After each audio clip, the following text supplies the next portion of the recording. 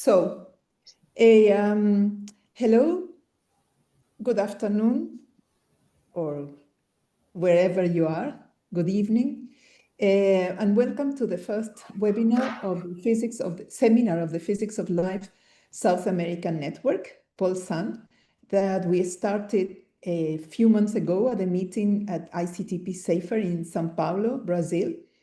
This is a venue to connect researchers from now on from South America who are interested in the physics of life. And we hope to expand to all of Latin America and the Caribbean, basically. And the aim is to foster collaborations and share information.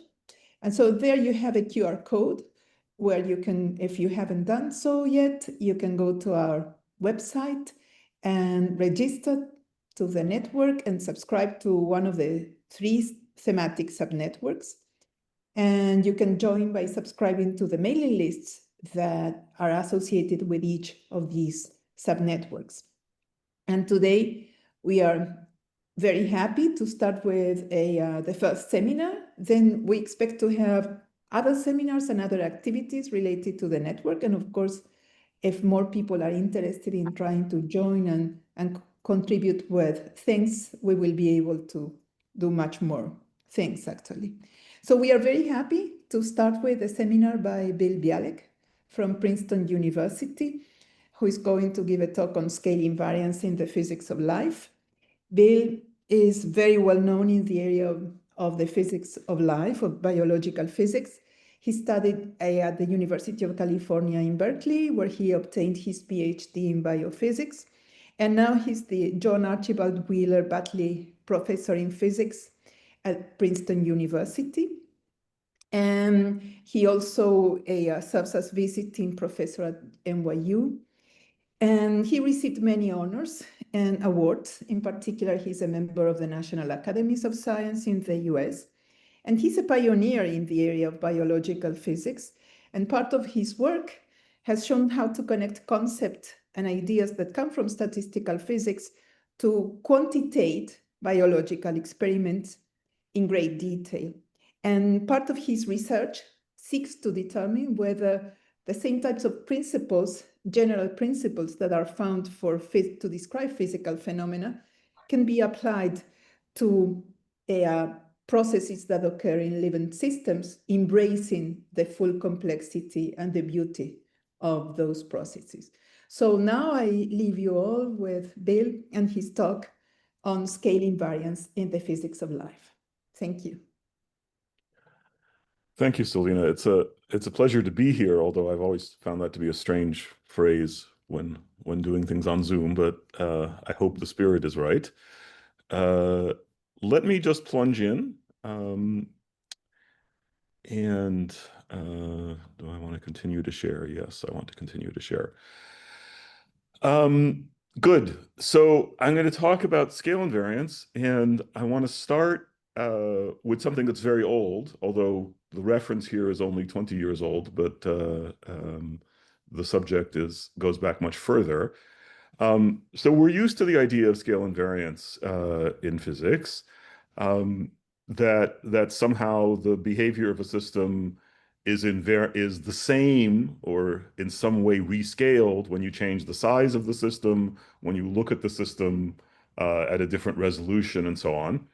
And there's a classical idea in thinking about biology, which is that, you know, it's obvious that organisms come in many different sizes, and it's even more subtle than that. Individual animals engage in behaviors that range over a wide range of timescales. During the course of a lifetime, an animal will grow by a large amount, and so on. And let's see if I can find, there's something in the chat, but I'm of course not finding my cursor. So perhaps somebody should check. So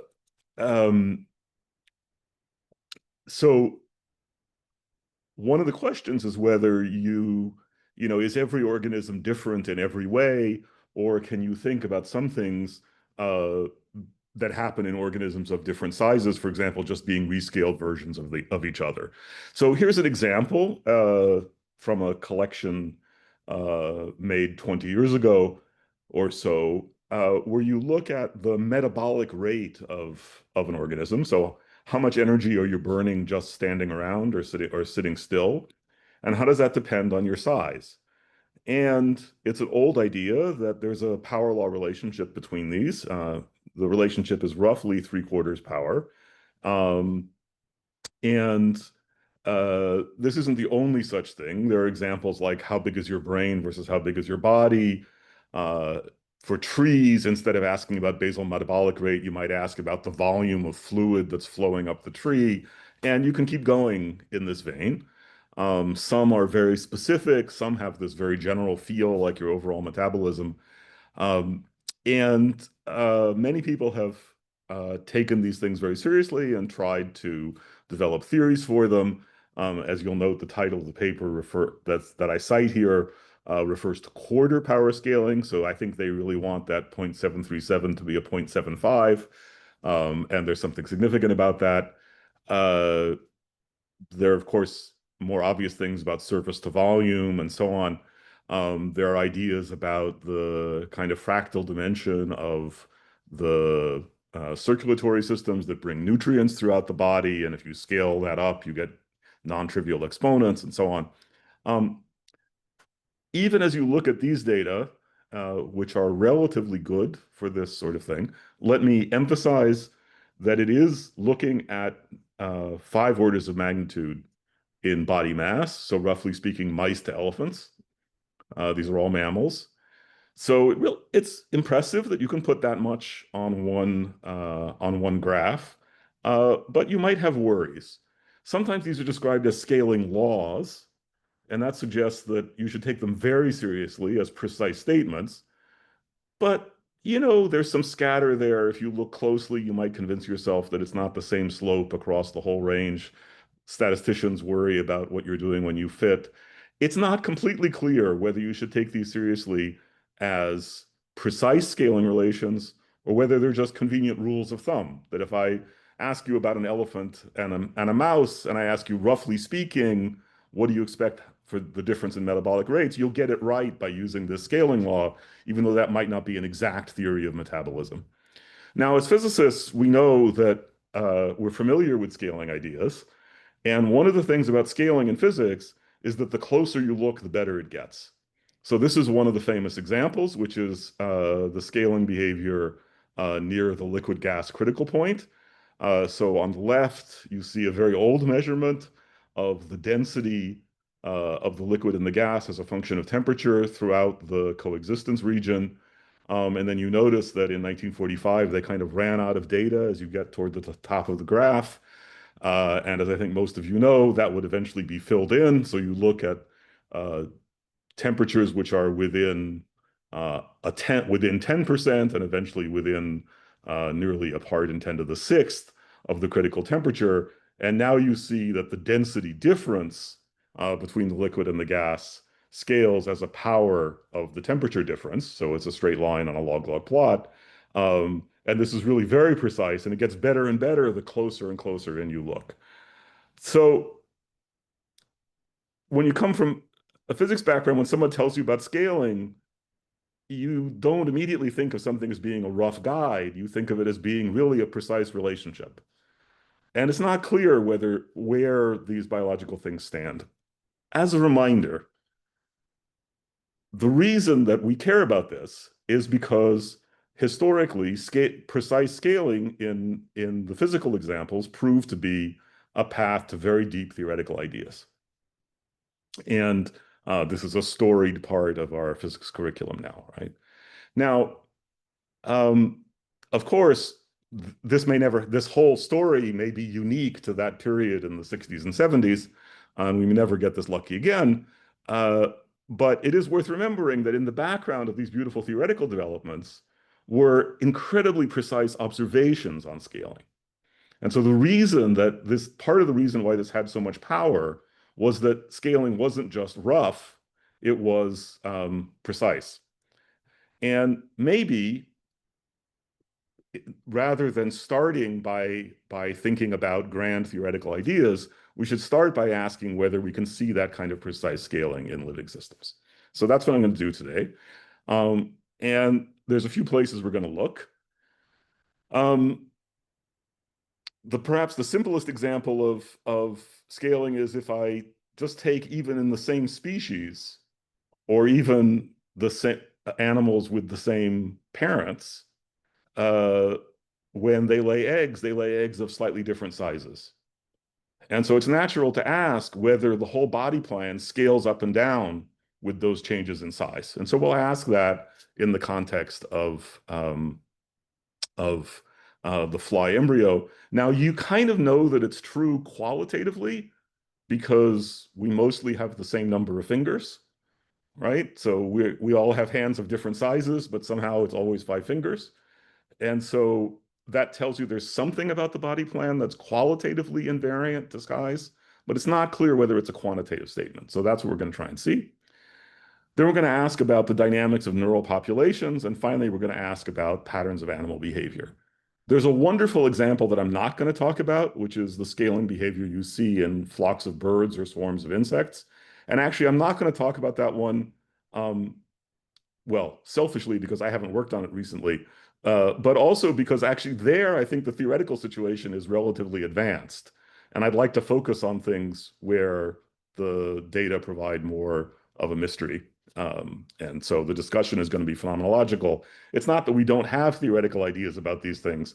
It's that for today, I want to emphasize the importance of theorists working together with experimentalists to sharpen these statements. So before I start with the details, I will speak in the first person plural, that we have done things, and it really is we. There are many people who've been involved in this work.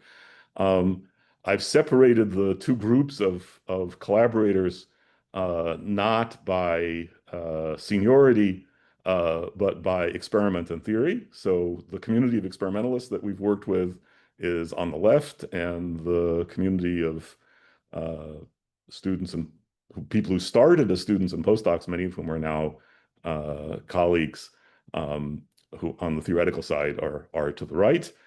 You'll notice that we've that actually the experimentalists outnumber the theorists, which you can think about what that means. I don't know. There's probably a scaling relation there too. So let's take an example. So I assume you've all seen caterpillars, and what I want you to pay attention to, so caterpillars are the larval form of insects, right? So they'll undergo metamorphosis to produce the things that fly. These guys walk around. And the thing I want to draw your attention to is that the body comes in segments. And this is a nice example because the segments are in alternating colors, so they're very easy to see. Our body also comes in segments. If you think about your spinal cord, there are the individual vertebrae are sort of a almost periodic pattern. Mechanisms different, but okay. Lots of animals have segmented body plans, insects in particular. Now, the caterpillar here, which becomes a moth, is very cute, and we think of it as being fuzzy, although since it's an invertebrate, that's not fur. They're spikes. The example that experimentalists like to study is less cute. It's a maggot, which is the larval form of a fruit fly. But if you look closely, you can see that it also has segments.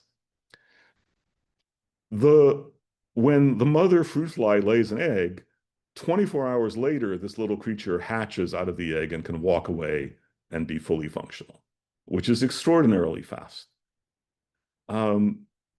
It's even more than that, because the first sign that you're making segments comes 3 hours after the egg is laid.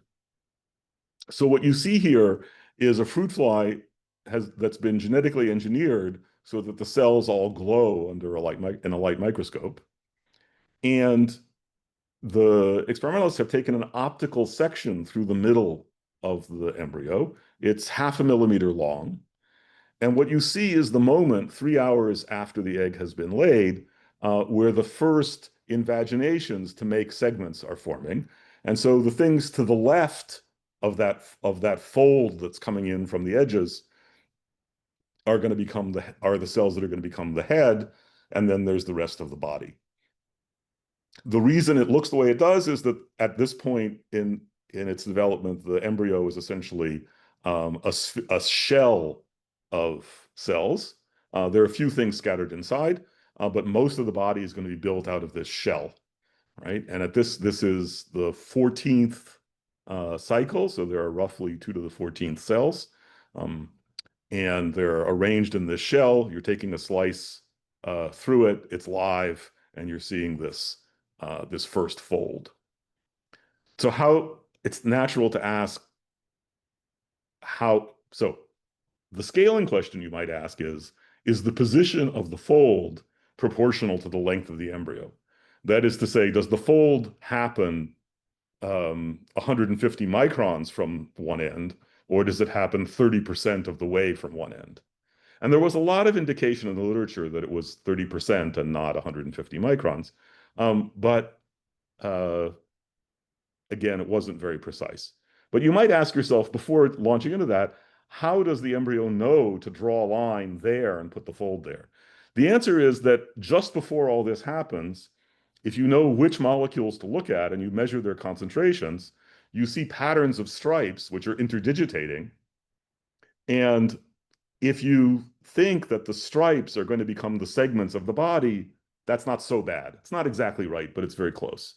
And in particular, this first fold that separates the head from the rest of the body occurs at a very specific position relative to the stripe pattern. So where does the stripe pattern come from? Well, what you're measuring here are the concentrations of proteins. Proteins are encoded in the DNA. That information is read out. The reading out of that information to synthesize the proteins is regulated by another set of molecules, which are called gap genes. They have much broader patterns of concentration versus position along the embryo. What you see in these two examples, both the stripes and the gap genes, the embryo isn't live. The action has been stopped by gently cooking the egg, and antibodies against the particular proteins have been added and tagged with different colors so that you can, so that if everything is working, then the intensity of the fluorescence in that particular color tells you the concentration of the relevant molecule. And the reason we know all of the identities of all of these molecules, and the reason that we know that there aren't that many of them, is because of classical work in the genetics of fruit fly development, which was really one of the sort of crowning achievements of the genetic approach to dissecting complex biological processes. So the embryo knows where to make a fold and make the first segments because it looks at the stripes. The stripes are there because of the gap genes, and the gap genes have the pattern that they do because they're being turned on by the concentration, by molecules that are placed by the mother. So you see here a molecule which has high concentration near the future head, low concentration in the back. Again, the embryo has been genetically engineered so that all of the relevant molecules fluoresce. So the brightness of the fluorescence tells you the concentration of the molecules. And unfortunately, it doesn't play again, so we'll just rerun it. And you're watching the sort of nuclear divisions so that you get more and more of them and they're smaller, and you see the concentration being high at one end, low at the other, again, around the shell of cells. So that's what's happening in the background. So what about scaling? Well, the easiest place to ask about scaling is with the stripes. So let's ask about the position of a stripe. So you have this stripe pattern. You can read it off and pick off the position. The first stripe is at 0.3 something of the way from the head to the tail. And you can ask, is it a fraction of the distance from the head to the tail, or is it an absolute distance? So there's a complication, which is that these things drift with time. So you have to correct for that. But once you do that, it's clear that the absolute distance from one end of the embryo to the first stripe, the second stripe, and so on, all of them, they're all proportional to the overall length of the embryo. And that statement's true with 1% accuracy, which certainly surprised us when we first saw that. Although, again, there were hints in the literature, they weren't taken very seriously. And you might say, okay, we're done, the pattern scales. But that's not quite true, because the variations in the overall length of the embryo that occur when you ask a mother to lay lots and lots of eggs, they're not that big. They're big enough that if you didn't compensate, the different stripes would get interchanged, right? And there'd be room to fit in an extra stripe. As you can see, in the shortest embryo, the last stripe is closer to the head than the next to last stripe in the longest embryo. You can think about this in various ways. You see 7 stripes and never 8, never 6. And again, the positions are proportional to the length with 1% accuracy. But since the fluctuations in length are small, if you tied the first stripe to the head with a fixed distance, then the fluctuations in relative position wouldn't be that big, because you're only, let's say the fluctuations in the length of the embryo are 4% in standard deviation, which means that if you sample enough, you can see 10% variations in the tails, which is what you see in the data. Then if you're 1/4 of the way from the end, then your fluctuations are actually only 1%, not 4%. And similarly, for the things that are near the back, and if you imagine that signals could be combined, you realize that maybe, given that the fluctuations in length aren't that big, you don't need to scale, because you can get within 2% or so, well, actually 1.5%, without any correction for the overall length of the embryo. But importantly, the measurements are really good, and they show that the precision is 1%, and that's compellingly better than and the error bar on that statement is very small, and so it's unambiguously much better than you can do just by tying each stripe to the nearest end or combining signals in the middle. Things get more interesting when you ask about these gap genes that have continuous profiles. So now you want to know, are the profiles in embryos of different length just stretched and compressed versions of each other? But that's a hard question to ask, in part because there's a little bit of noise. And so what you see on the left is, if you quantify the, let's see, no, that's not going to work. Maybe. Never mind. I'm not going to see how to do this. So if you if you look across a very large number of embryos, you see that there are these little fluctuations, which are shaded in the lighter blue, around the mean profile.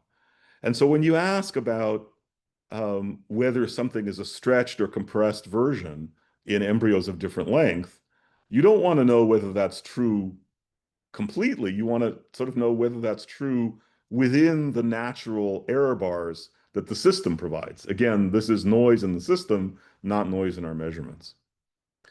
So another way of asking that is whether the distribution of these concentrations, since they're genes, they're called expression levels, whether the distribution of concentrations depends on the absolute position or whether it depends on the scaled position. And so, let's see. Now I'm stuck. Sorry. Let me see if I can figure out how to get out of this. My apologies. Oh, I see.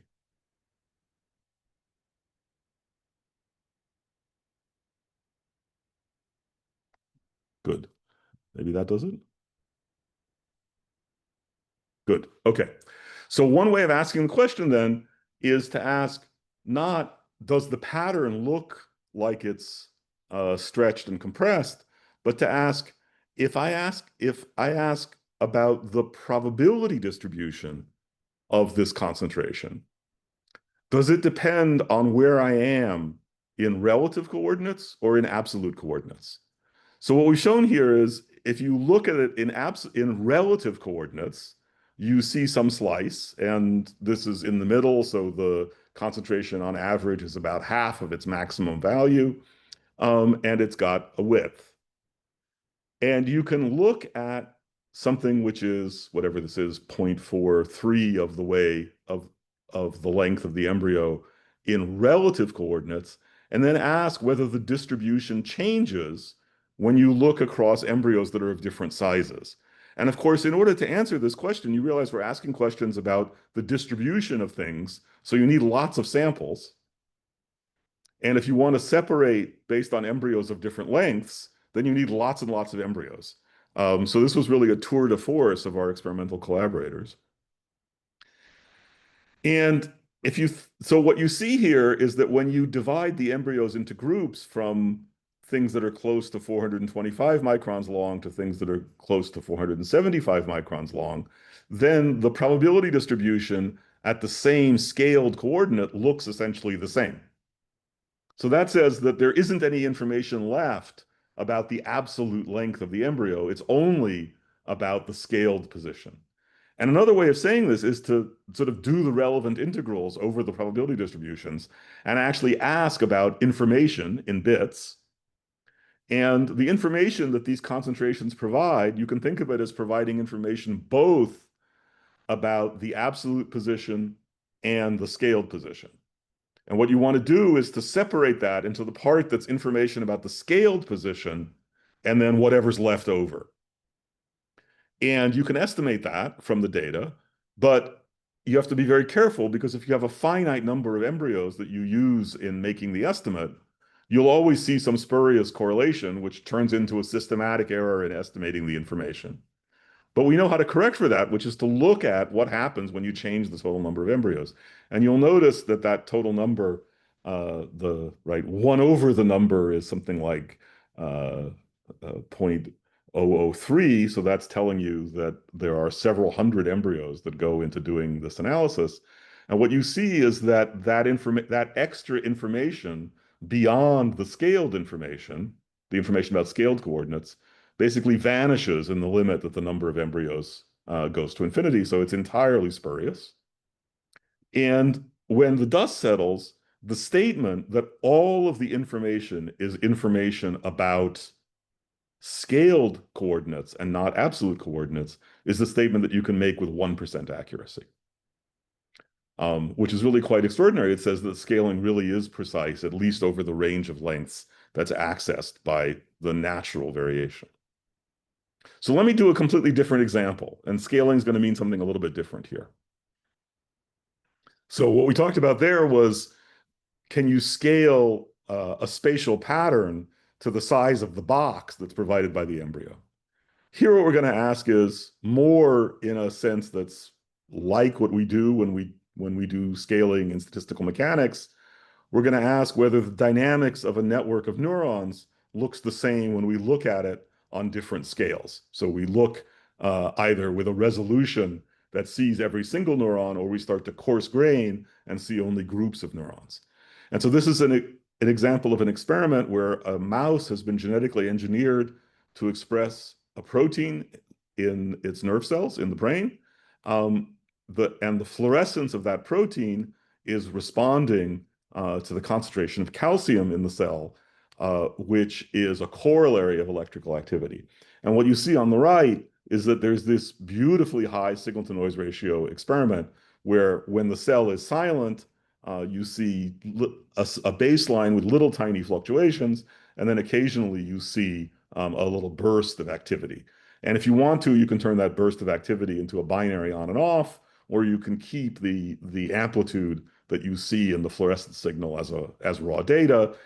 It doesn't matter for what I'm going to say next. It does matter that the background is really very small, and so 0 really means something. And what's happening in this experiment is that the mouse is running, its head is fixed so that you can get these beautiful images under a 2-photon microscope. And it's running on a styrofoam ball. The styrofoam ball is is elevated or floated on a column of air. And so when the mouse runs, the ball rotates, and then you monitor the rotation of the ball and use that to compute the trajectory that the animal would have taken through space, and then provide virtual reality for the mouse. So it's really quite a beautiful experiment. So you all know what it means to change the scale of your observations when the variables that you're looking at live on a regular lattice. You take neighboring variables, you average them together, or maybe you do majority rule, and you get a description of the system in which you have some variables that live on a lattice, which is a factor, let's say a factor of 2 larger in its lattice spacing. To be precise, perhaps you should zoom out so that you see more variables and the larger area, and so the number of variables stays the same. When you do this, and of course, the classic example of doing this is not the 1970s statistical physics example. The classic example of doing this is going from thinking about molecules to thinking about fluid flow. Instead of thinking about the position and velocity of every single molecule, you think about the local density of the fluid and its local velocity, and the velocity of a small component of the fluid. The velocity obviously is just an average of the velocities of all the molecules inside the little volume. And you know that in order to do this, because underneath there's something discrete, you have to average over some reasonable size. And in principle, your description depends on the scale over which you average. And so if I ask you about the probability distribution of all the molecular variables, and then you coarse grain them out to some length, out to some averaging length, then the probability distribution changes. And in many of the problems that we understand, what's extraordinary is that probability distribution in some sense gets simpler. And that's the lesson of the renormalization group. And so we'd like to know, can you do this in a biological context? Now, the problem with doing this with neurons is that neighborhood doesn't mean anything. Because although it's true that neurons are more connected to things in their neighborhood than they are to things on the other side of the head, the neighborhoods are very large. So neurons are extended objects that can reach out and touch other cells that are within, let's say, 300 microns. And the number of cells that are within 300 microns can be thousands. And so saying that you should look locally in space is true, but not very helpful. So if you're looking at a small region that has thousands of neurons in it, in order to talk about which ones you should average together in order to generate a notion of neighborhood, you need to do something other than look at your spatial neighbors. And so again, if you think back to the examples where variables live on a lattice, then what you know is that each variable is most correlated with its spatial neighbor. So here we're going to turn that around and measure the correlations and say that the things which act like neighbors are the things which are most correlated. So the strategy, instead of averaging with your neighbors in space, is compute the correlations among all the neurons, find the 2 that are the most correlated with each other, call those neighbors and average them together, then find the next 2 that are the most correlated with each other, average them together, and keep doing this until the n neurons that you started with have become n over 2 superneurons, which reflect the average of their activity. And now you can do that again, so that instead of having n over 2, you have n over 4, and then n over 8, and so on. And so what you're doing at each stage, you have a variable which is the average of k neurons, and it's a kind of cluster variable, or it's a bit like the block spins of the conventional Ising model that we were looking at the beginning. And so then we can ask what happens as you change the scale on which you look. And this is a description which is, for those of you who know the technical things in the background, you know that you can think about the renormalization group either in real space or in momentum space. And so what I'm describing here is a real space formulation, right, where you average with your neighbors, but there is a version in which you do something like filtering out momentum shells. And if you're interested, we could talk about that. But let me try to give us a path through this that's a bit quicker. So what happens if you look at the activity, the variables that represent these clusters of K neurons? What you see is that there's some probability that they'll be completely silent. And of course, if the neurons were independent of each other, then that probability would fall exponentially. And instead, what you see is that it falls as the exponential of a fractional power of the size. And then if you look at the neurons that are, you look at the clusters that are active, have non-zero activity, then the probability distribution of that non-zero activity changes as you change the scale on which you look. But very quickly it settles down to give you a distribution which is invariant to the scale. And so this is exactly the sort of thing that you see when you study, for example, if you do a Monte Carlo simulation of the Ising model at a critical point and go through the construction of block spins and so on, this is exactly the behavior that you see.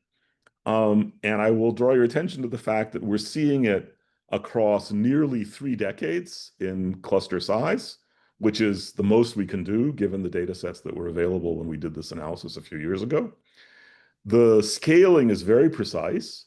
The exponents are determined at the sort of 1% level. And the thing that really surprised us is you can just go do the whole thing again in a different animal, same region of the brain, but a different animal, totally independent experiment. An animal, these are mice, so the circuitry is all different in microscopic detail. And yet these collective behaviors that are characterized by their exponent, by these scaling exponents, are quantitatively the same in the second decimal place.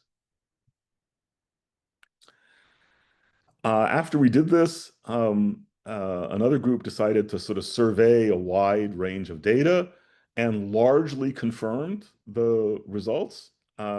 Every experiment is a little different than every other. So these are experiments where people are recording not with calcium imaging, but with electrodes in many different brain regions.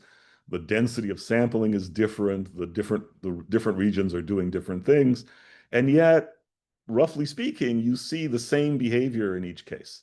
And so maybe it's not even true. It's true that the scaling behaviors that we see are not only reproducible from animal to animal if you stay in the same region, but there might even be some degree of universality across different neural networks in the brain, which would be very exciting, of course, if it were true. The thing that's probably the most important for the animal is which we didn't use at all in constructing our scaling behavior, searching for the scaling behavior, is that we see dynamic scaling. So that when you look at the variables that represent a cluster of K neurons, the larger the value of K, the longer lived are the correlations in the fluctuations of that activity. So again, if you live on a lattice and you talk to your neighbors, you understand that information is essentially diffusing through the system. And so of course, if you look on longer length scales, things are slower. But here, everybody's within range to talk to everybody else. And so there's no particular reason why this should be true. But it turns out that if you look at the clusters of correlated neurons on scale K, then larger K produces longer timescales. Perhaps the striking thing is that when you rescale by that single timescale, then all of the correlation functions collapse and the correlation time scales as a power of the cluster size, but there are error bars associated with that, and it's not completely clear how perfect that scaling is. But the other example really is quite impressive. So what you see from this example is that if you use ideas from scaling and the renormalization group to look at these kinds of large data sets on the activity of thousands of neurons, which are becoming more and more common, so there'll be more and more opportunity to do this kind of thing, you see the sort of interesting scaling behaviors that you might have hoped for. And it's interesting that this is sort of the opposite of what is often done in looking at data like this, which maybe is a different point to make than the one we want to make today. And what I would say is that to sort of go back to the motivating slide where you saw scaling, but you weren't sure whether it was precise or just a rule of thumb, here we really are seeing scaling that's precise, and it's precise across decades in a single organism and reproducible across organisms, despite the fact that the underlying circuitry is different in detail. And so that suggests that there really is a precise notion of scaling. Whether you want to call it a scaling law or not is perhaps more a question for the philosophers than the physicists. But it really is very precise. And it's the kind of thing that you sort of hoped for when you went down this path. So let me give you one more example. And this is an example from animal behavior. So the fact that behavior happens on many timescales is something that we're all familiar with. In fact, in some ways, the best example, perhaps the most complex, is the one that I'm engaged in right now. In order to speak, I make sounds whose elementary pieces are phonemes that are defined on a timescale of less than 100 milliseconds. Those get pieced together into syllables, which get pieced together into words, which become phrases and sentences, and eventually paragraphs and so on. And hopefully one maintains some coherence and correlation over timescales which are measured in tens of minutes or a little bit less than an hour if I get the timing right. And from 100 milliseconds to an hour is 3 decades. And so there's clearly structure across all 3 of those decades. What's not clear whether that's scale invariant structure or not. I think the natural assumption would be every timescale has its own mechanism. And so really the fact that they fit together into this hierarchy of timescales is not anything like the ideas of scaling that we're used to in physics. It's something else entirely. So what you may or may not know is that there's a kind of revolution going on in the study of animal behavior. And in fact, there's the emergence of a field which has come to be called the physics of behavior, in which you observe animals moving around in relatively unconstrained ways over long periods of time at very high resolution. And when we started doing this, there was a very complicated pipeline for analyzing those data and turning the high resolution videos that you get into something that you could think about more realistically. Nowadays, of course, if I show you a video like the one on the left of a fly walking around, what you do is you train a neural network to recover the positions of the wings and cardinal points along all of the legs. And so you turn these movies into perhaps a 40-dimensional time series of all the different body parts, which, as you can see right now, sometimes do very complicated things. And so you have 1 million pixels, you turned it into 40 variables, or 80 because it's in 2 dimensions. And that's enormously much richer than just describing where the fly is or which direction it's pointed in and things like that. And so you have this emergence of data that is much more complete in your description of what animals are doing, and much richer because you're not forcing the animals into very limited sets of choices in their behavior. And the question then is whether you can discover some underlying regularities. So when we first thought about this, what we were able to show is that you can turn these movies into variations in some modified coordinate system, and in that coordinate system, the fly occupies a small region. It fluctuates around that, and then it jumps to something else, and jumps to something else, and jumps to something else. And so if you look at the probability distribution over this space, you find that it has many peaks. And you can divide those up into discrete states, and there are about 100 of them. And many of them, if you watch what happens inside one of those little boxes, you see things that are familiar, like moving the wings, or grooming behaviors where the fly uses one leg to scratch one part of its body and so on. And those are things that people used to annotate by hand, but of course there are limits to your ability to do that. And so this analysis recovers all the ones that people knew about, and then other ones that you'd seen but maybe hadn't given names to. And you can see about 100 discrete states. They're defined with a time resolution of about a tenth of a second. And you can watch for an hour or more.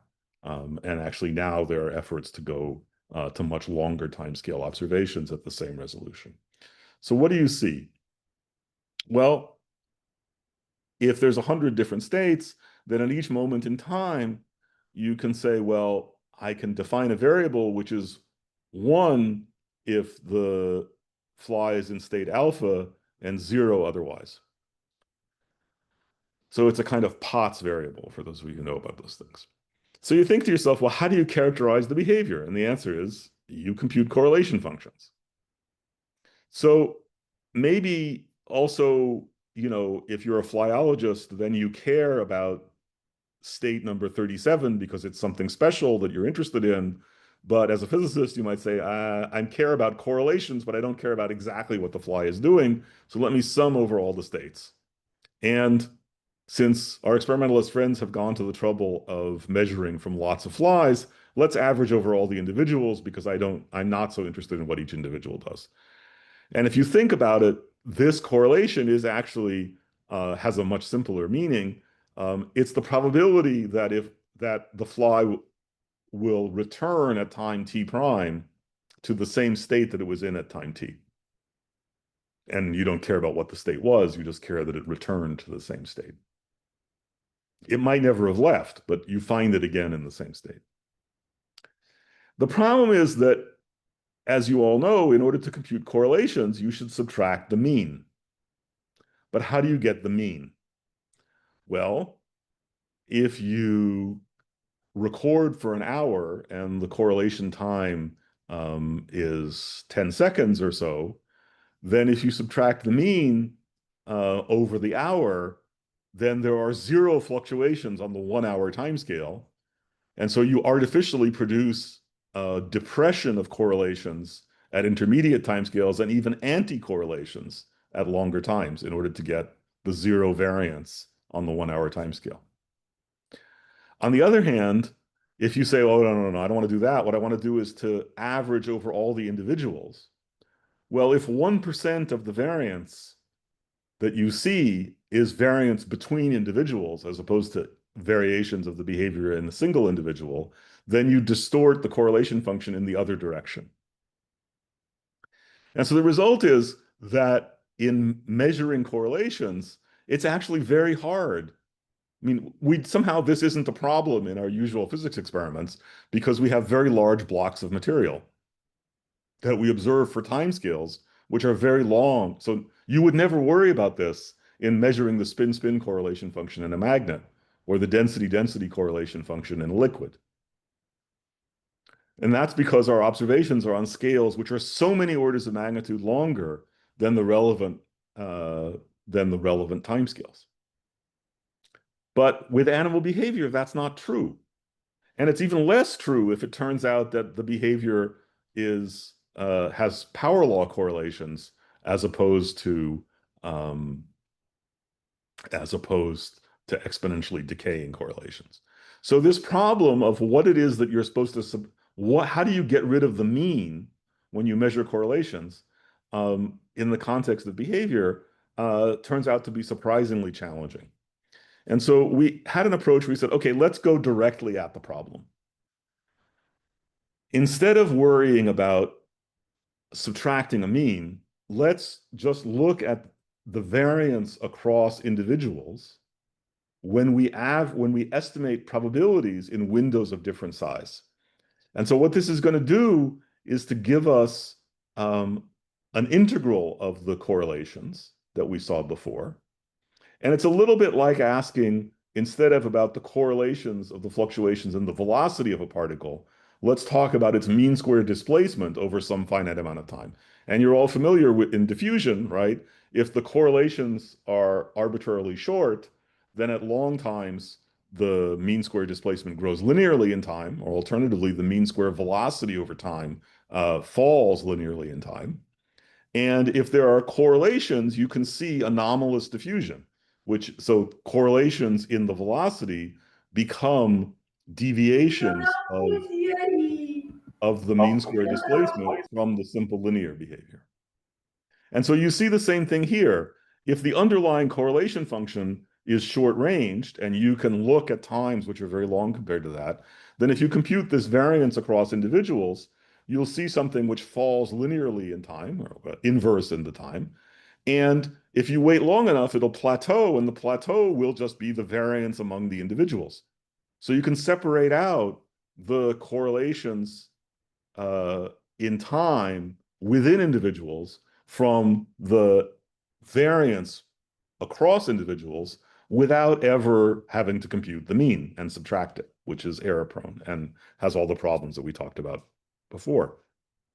If it turns out that the correlation function decays as a power, so there is no characteristic time and it's scale invariant, then this quantity will also decay as a power with a plateau. And this is just, again, this is just like anomalous diffusion.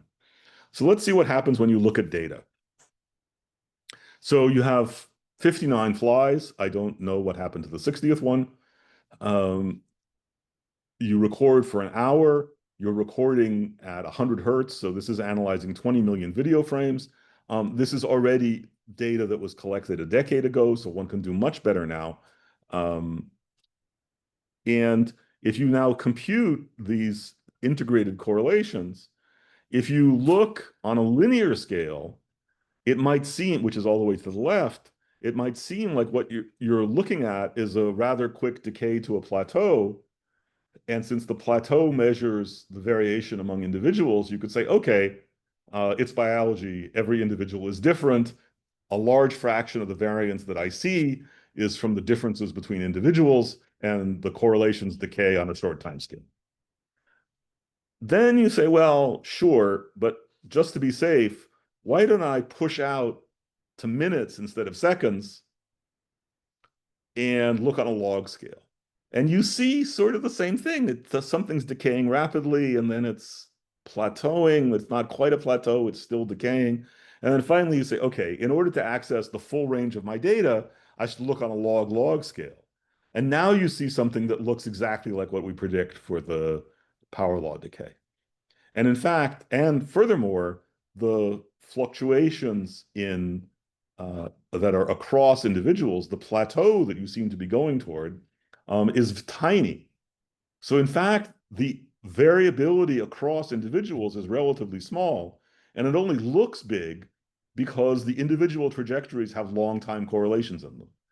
So the presence of variability across individuals sort of gets tangled up with the correlations in time, and it's only when you do this procedure that you can kind of pull them apart. If this is right, then I can take the correlation function and subtract the plateau, and now you just see a power law.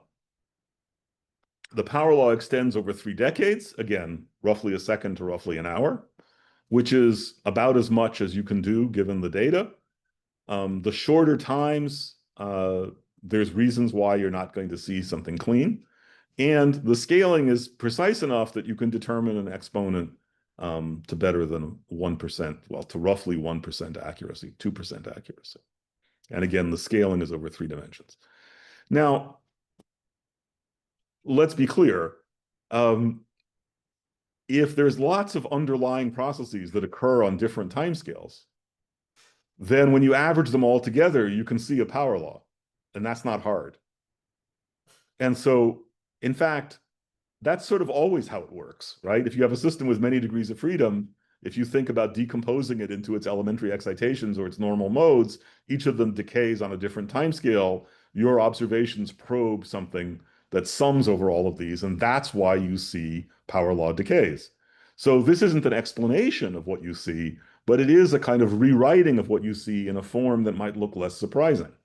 Because you can imagine many reasons why there's a distribution of timescales. And maybe you don't need a continuous distribution of timescales. You just need enough of them so that it looks like a power law. But fortunately, the claim of scale invariance is more than the claim of a single power law. So for example, we defined the variance in our estimate of the probability of occupying a state. We could have decided to look at the third moment of the fluctuations in our estimate. Alternatively, we could have gone back to our definition of state and said that what state is the combination of states in 2 time steps.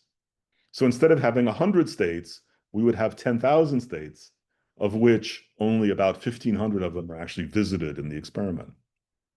And the prediction is that, right, you're used to the idea that if you're looking at scaling over long time scales or long length scales, if you change what's happening, your description of the data on the shortest scales, it doesn't change the scaling. Alternatively, if you look at higher moments and there's really only a single thing underneath, then you should see scaling with an exponent, which is predictably 3/2 as big as the other. So if we look at the different scaling, we can analyze the same data to look at 3 different correlation functions. And if there's a single scaling variable, a single variable underneath all this that has scale invariant fluctuations, then we should be able to recover the scaling dimension of that variable independently from each one. And as you can see, they agree with fluctuations that are, very small, a couple of percent. So I've given you 3 examples. I don't actually know that these examples belong in the same talk. What they have in common is that they all reflect a kind of scale invariance in the behavior of the system. The sense of scale invariance is a little bit different in each case. In one case, it is literally do spatial patterns scale when I change the size of the box in which they're forming? In the other case, it's do the dynamics of a population of neurons scale with the resolution with which I look at them as I group neurons together? And the last one is, if I look at the behaviors that are generated by those neural networks, do the correlations in time have the kind of scale invariance that I expect to see? And this has been a deliberately phenomenological talk, so I'm not going to make any theoretical claims. But what I would say is that it's striking that when you search for scale invariance in these different examples, not only do you find it, but you find it with this sort of 2 decimal place resolution. And not so long ago, if you said anything about a biological system that with 2 decimal place resolution, people would have said, that doesn't make any sense. Biology is noisy, it's sloppy, and so on. And so what you see is you get a glimpse of the kind of precision that we're used to in physics through this particular lens of scale invariance, although there are other ones as well. And the fact and that the things that, at least in these examples, the scaling behaviors that might in other contexts be just rules of thumb really do seem to be precise statements about the system, and thus very crisp challenges to theory. So let me stop there and thank you for your attention. Thank you. Thank you, Bill. Very, very interesting. So we now have the floor open to questions. I don't know if you want to ask a question, you can raise your hand or type it into the chat. I don't know if anybody. Nathan. I can ask one about the embryo. So I understand scaling is natural, but I would think there's also something like volume preservation, that if it's thinner, then it's longer and something like that. Is that not true for an embryo? That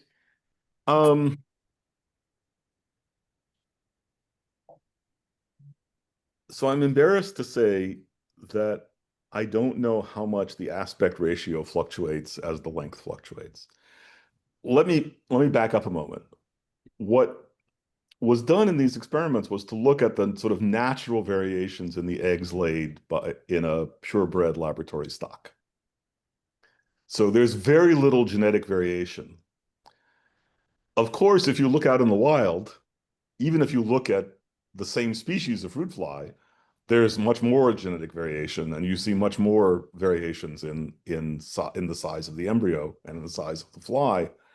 And we sort of didn't want to look at that because you sort of don't want uncontrolled background genetic variation, because that could somehow be a way of the system adapting to its different size.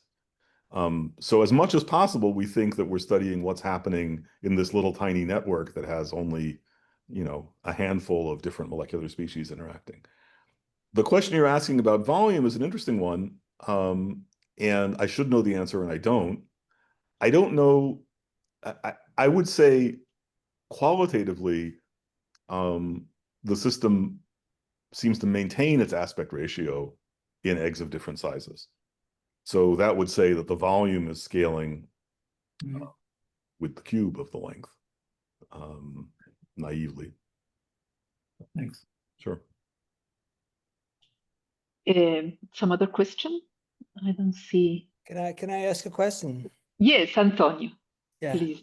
Hi, Bill. It's Antonio Rock here. Yes. Nice talk. As far as my understanding of biology goes, the unifying principle in biology is given by the theory of evolution. How can you make your examples and all the other scaling examples in biology compatible with the theory of evolution? Do you have a simple explanation for that, or even a complex one? So let me give a two-stage answer, neither of which might be satisfying. So the first stage is to say that in order to connect to evolution, you have to tell me why scaling or not scaling would be an advantage in fitness, right? And although it sounds reasonable that in some way it's a good idea to scale. I mean, so for example, it seems plausible that if you want to build animals of different sizes, you should basically just scale the thing up and down. In the context of the neural network, the fact that you can access many different timescales seems like it would be really useful, because the problems that you have to solve in the real world involve a wide range of timescales. And then we see that reflected in the scaling and behavior. And so this all sounds good, but nobody knows how to write down numbers that go with this. So for instance, how much of a benefit is it that you can access in your neural computations timescales which are a factor of 3 longer? It's probably a benefit, but I don't know how to calculate it. More generally, I would say that the literature on scale invariance in biological systems, it tends to be a little bit of data and a lot of talk about why it's a good idea or a bad idea, or why it doesn't mean what you think it means. And so I deliberately stayed away from all of those issues. But I mean, those are perfectly sensible questions. I just don't think we have very good ideas about them. If you allow me to continue on this path, couldn't it be just the opposite? Instead of being a good idea for biology, couldn't it be just because since evolution has to do with fitness, and fitness happens for all animals in every niche they live, all organisms in each niche they live. So the same solution found, say, for smaller animals would be found for bigger animals, and the same happens also at the molecular scale, not only for the behavioral one. So it's just couldn't one say that scaling would be just an epiphenomenon of I think the kind of rule of thumb scaling, like the metabolic scaling that we saw at the beginning, that's susceptible to that kind of explanation. I mean, there's some sense in which an elephant is a scaled up mouse. Mhm. You know, it's not exactly true, and the environment is different, and so it's not clear that the environment is exactly scaled up.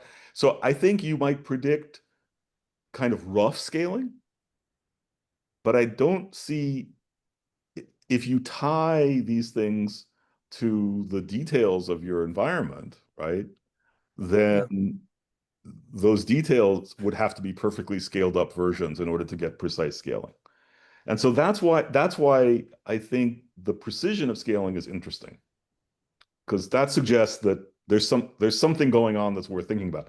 In the end, in some way, there has to be an evolutionary. I actually don't like the word explanation. I would say justification.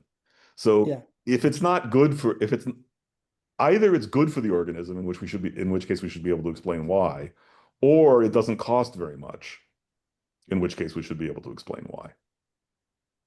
Mhm. And I don't know how to do either of those calculations. Okay, thank you. Some other question? Vitor. Hi, Bill. Thanks for the wonderful talk.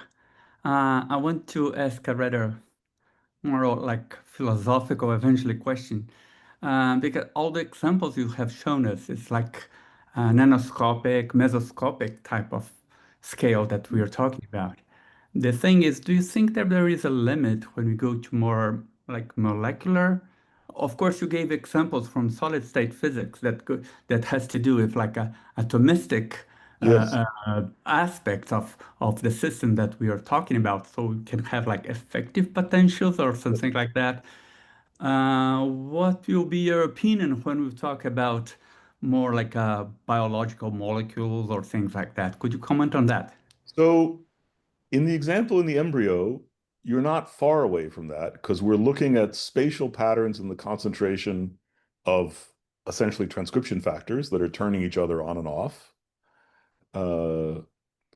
And so the spatial patterns scale, but I don't think the properties of the individual molecules and their interactions are in any, I mean, so I don't believe that the affinity of this transcription factor for its binding site on the DNA that regulates the reading out of the information for the other the blue molecule for the red molecule, I don't think that if you zoom in at that scale, you would see anything that smacks of scale invariance. In contrast, I would say that the scale invariance that we see is an emergent property of the network of those interactions. And so it's precisely as you say, there is an atomistic scale.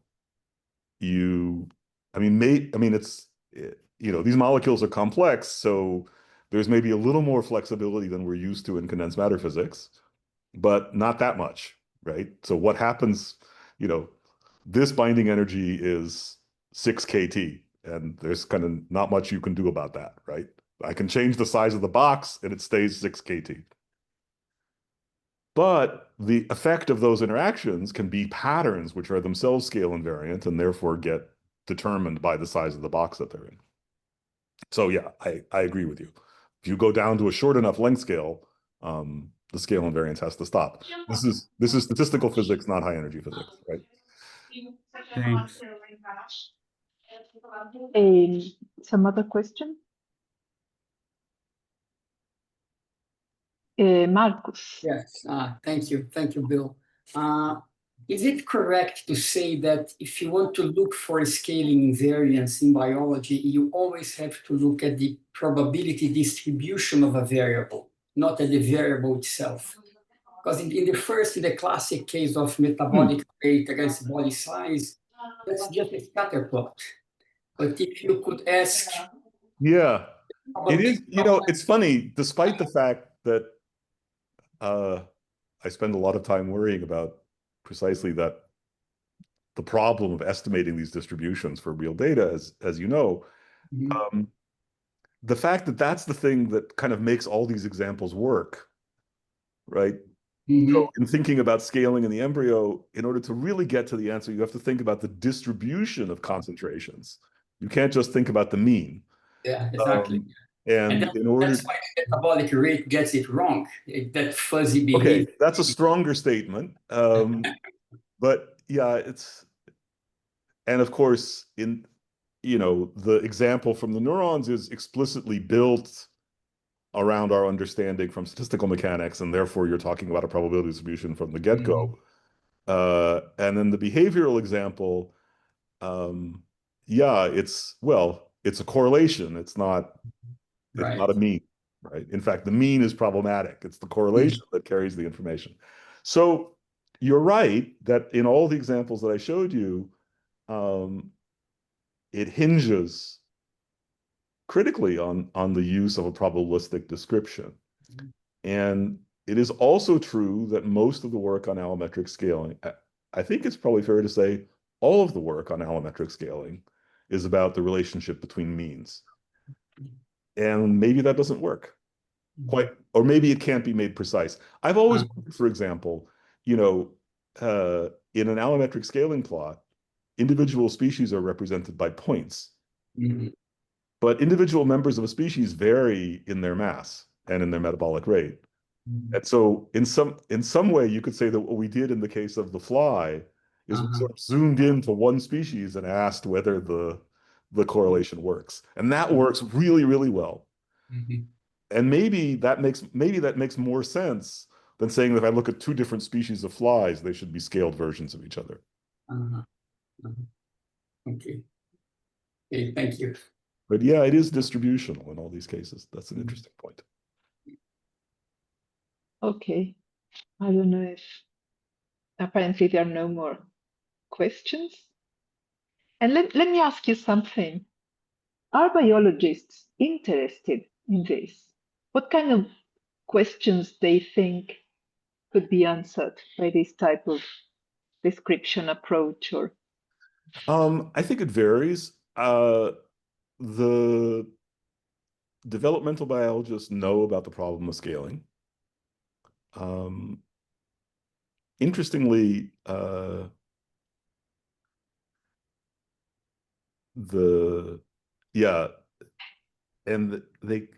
they're a little less attuned to the question of precision, let me say. In fact, there's a story from one of the very early experiments, long before us, with the discovery of some of these crucial molecules, where the very first experiments actually showed that concentrations were reproducible from embryo to embryo. And if you look at the original paper from mid-80s or something, you can see this in the data. And we came to the subject nearly 20 years later and got very interested in the problem of precision. And we asked the guy who did the original experiments, and he said, yeah, I was very intrigued by that, but the reviewers told me to take it out. So fortunately, the error bar is there in the plot, so you could see that it's precise. So I would say that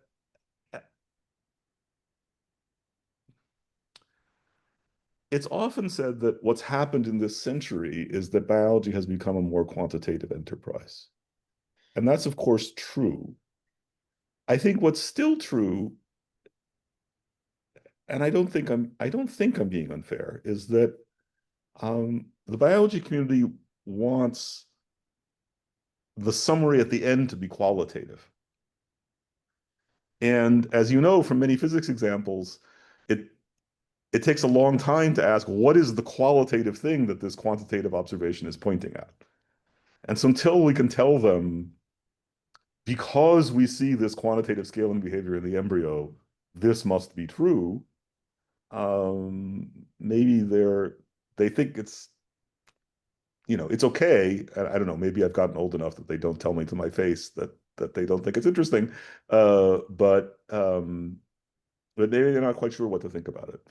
Whereas I think in the physics community, the fact that you can dive into one of these very messy systems and pull out something that's precise, you sort of feel like, oh, we must be onto something. We don't know exactly what. okay, Karina's thank you. actually had a hand up for a while. Yeah, Karina. Hi, William. Really nice talk. I would like to know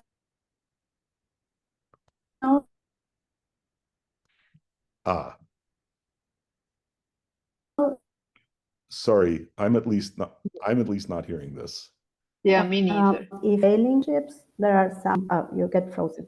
Or Sorry, could you just go back and say again? I repeat, yeah. Good. So yeah, I was asking myself if behind these scaling relationships there are some concepts of universality, or if you have seen that these systems can be in the same class of other physical systems, or Great question. When we first did when we had our first results in the middle example with neurons, as soon as we talked about it, everybody asked about universality. And so my joke with the student who was working on it, Linoy Mashul, and I both joked, before we can answer universality, we have to answer reproducibility. Which, in the physics context, it would never occur to you that if you did the experiment on the same material, you'd get a different answer. Whereas, in biology, you do an experiment on the same part of the brain in a different animal, you can get a different answer. And indeed, depending on what you ask, you do get a different answer. But it seems like for this, there is quantitative reproducibility. As I say, people are trying to look at many more examples, and there are hints of universality. I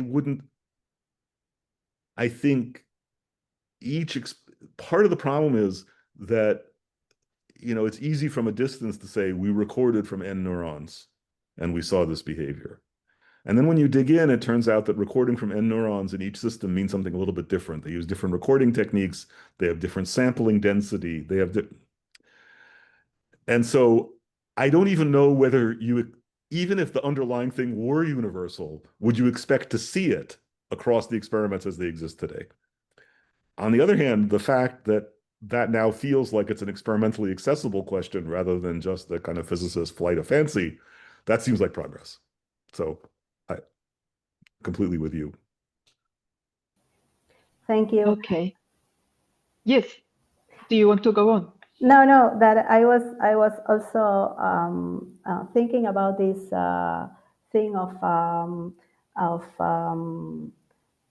auto-organization, like self-auto-organization, and these kind of things that. Yes. So presumably, the